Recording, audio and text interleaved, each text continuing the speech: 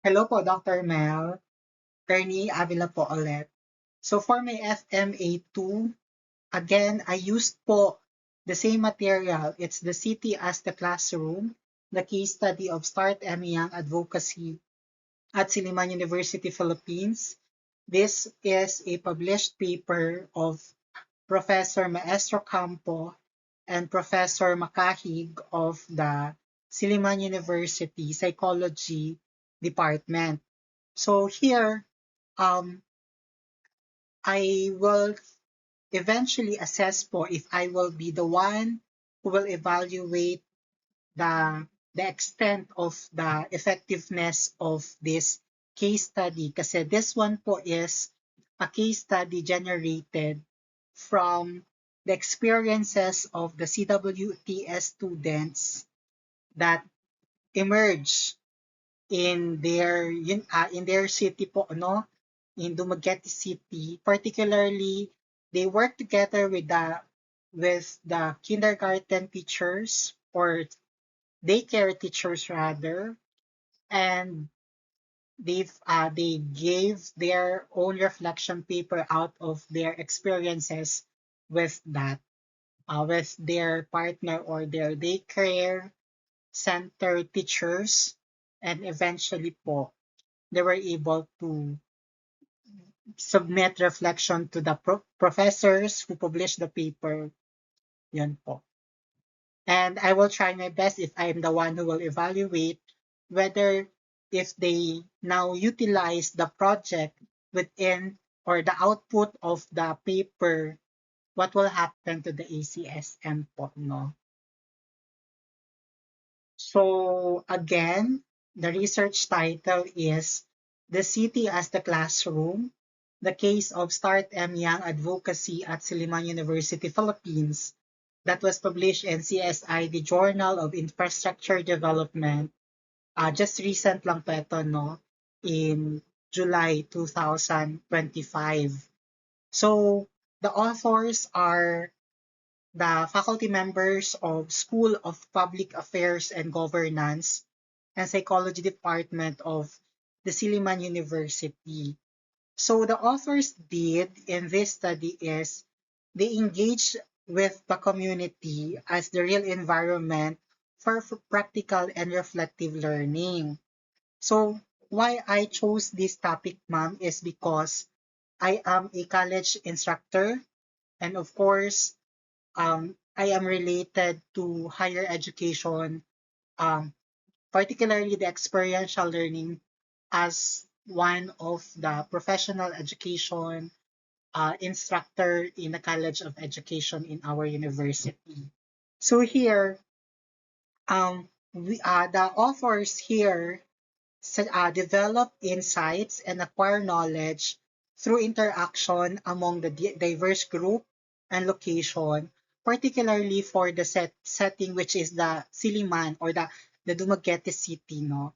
So here, ang ginawa po ng authors is the student here under the Civic Welfare Training Service or CWTS, this is one of the major under the NSTP or the National Service Training Program.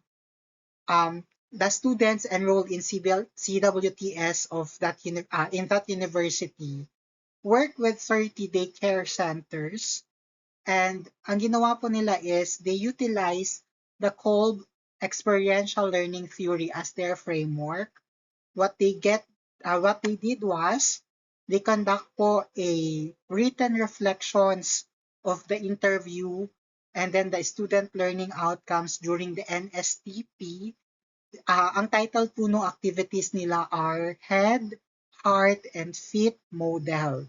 So dito po, every now and then the students were given reflection papers by their professors under the CWTS, and eventually po hahanapin po nila kung paano po or how the Kolb learning experience is applicable to the daycare center teachers. And eventually, i-connect po ito to the environment, to the conducive learning spaces of the daycare centers in the in the Dumaguete City, and of course, to provide contribution to the UN SDGs.